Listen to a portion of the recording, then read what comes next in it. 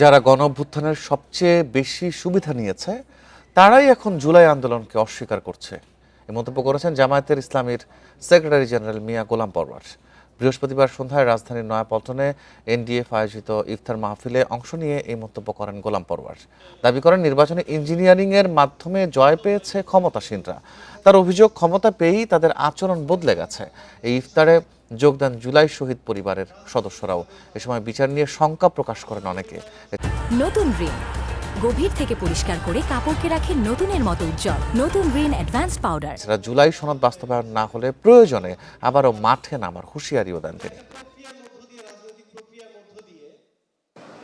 জুলাই আন্দোলনের সবচেয়ে বেনিফিশিয়ারি হিসেবে যারা আজকে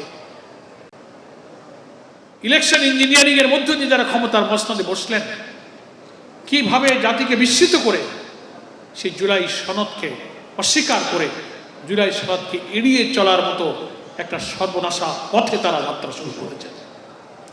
জাতির জন্য